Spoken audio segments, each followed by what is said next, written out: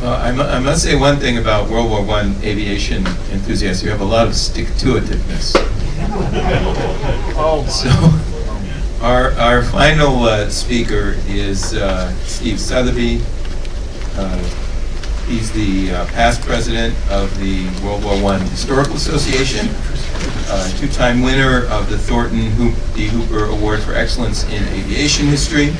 And he and his father published an English translation of René Martel's History of French Aerial Bombing. He's a retired statistician and CIA analyst with extensive counter-narcotics experience in Latin America and Southeast Asia.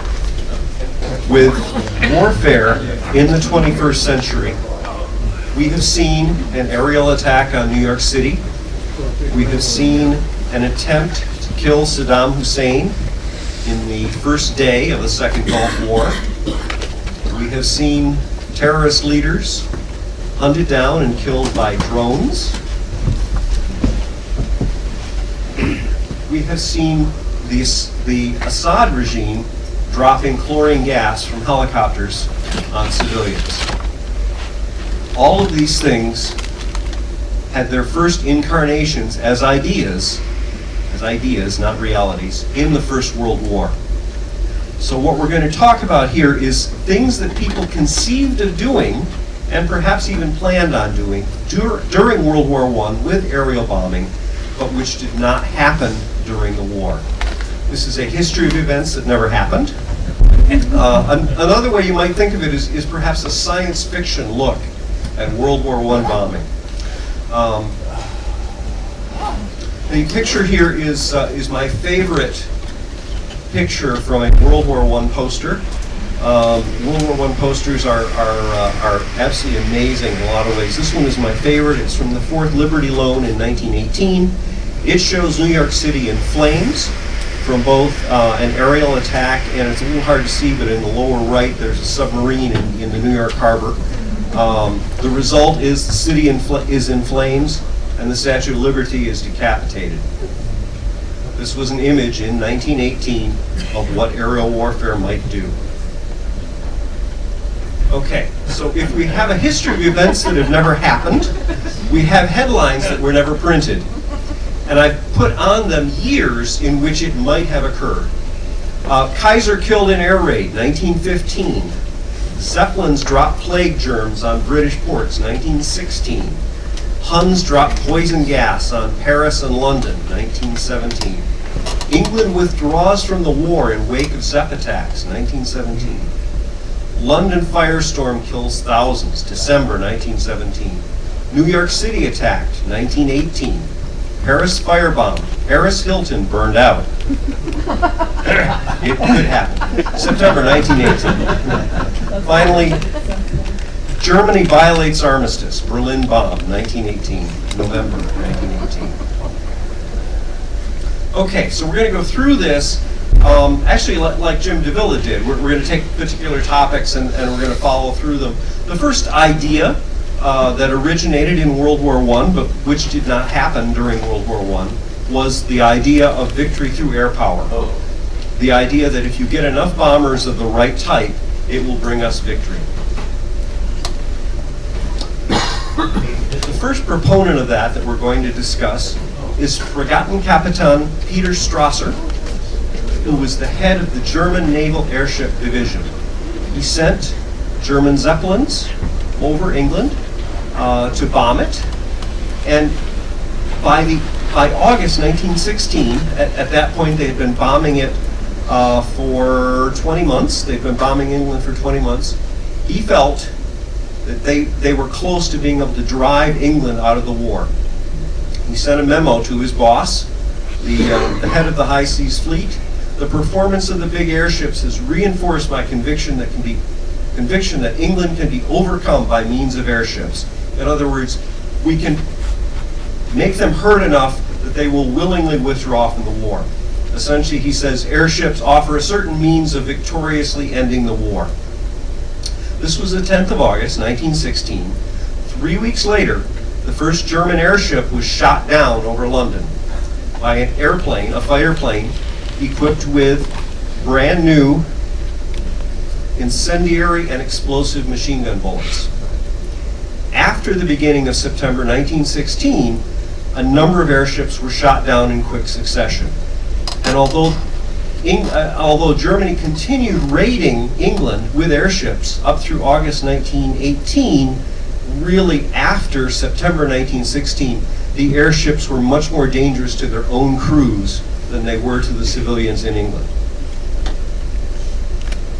Our second proponent of victory through air power is French, Colonel Edouard Barré. He's there on the left.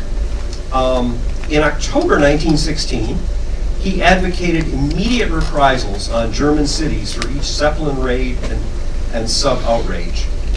He thought that if you were to bomb open cities, open German cities, effectively, then you could drive Germany into surrendering. Clearly, it did not happen. Our next proponent is also French. He was a member of the Chamber of Deputies, their House of Representatives, Pierre-Étienne Flandin. He recommended in an August 1915 report to the French government that 750 Paul Schmidt bombers be used to attack Essen. The Paul Schmidt bombers have already been introduced to us by Jim DeVilla. Those were the ones with the variable incidence wings. His theory was that Essen, the center of Germany's arms industry, would be absolutely crushed by 1,500 bombs. It turned out the bombers were designed but hadn't been built yet. They never could have reached the city of Essen. They didn't have the range. And ultimately, they were lousy airplanes. As soon as the French got them onto the Western Front in squadrons, they realized they couldn't even hold a formation, which was the key to surviving in daytime bombing. And so they worked very hard to replace them as soon as they got them to the front with other types of aircraft that worked better. They were ultimately a real dead end. Our last three proponents of victory through air power at least had the intellectual honesty to be making their predictions during the war. Sir Frederick Sykes, who was the chief of the air staff, and who actually I respect as a leader very much, much more than Hugh Trenchard, for example. He wrote in 1942, when he should have known better, that if they had devoted 500 bombers, the independent force was their strategic bombing force, if they had devoted 500 bombers to attacking German industry, in other words, not pissing away their efforts by bombing the German army, then undoubtedly, he said, the World War I would have ended by the summer of 1918. Clearly, he was delusional in this. Victory through air power did not occur during World War I. It did occur later in the dropping of the atomic bombs on Japan. That resulted in the U.S. Army occupying Japan without needing to invade it. That's what I'm calling a victory through air power. Also, you have NATO's war against Yugoslavia, against the Serbs, over Kosovo, and because of their bombing, they were able to force the Serbs to leave Kosovo without needing to put NATO ground troops into Kosovo. Our next general attempt, our next general set of plans to do something with aerial bombing during World War I, which might have really changed history, were the attempts to kill the Kaiser with aerial bombs. It turns out there were a number of British and French attempts to kill the Kaiser from the air. They made attempts in Belgium, France, and Turkey to reach him. And although they did not ever kill the Kaiser or even get very close, they came close by accident on two other occasions when there were British day bombing squadrons attacking particular rail stations where the Kaiser was due to appear, but they missed him by just a few hours. The German air defense system in those cases worked because they recognized that the planes were on the way. They stopped his train short of where he was supposed to go, and so they bombed stations that where he did not arrive at. As I say, these attempts that came closest to killing him were by accident. They had no idea he was going to be there.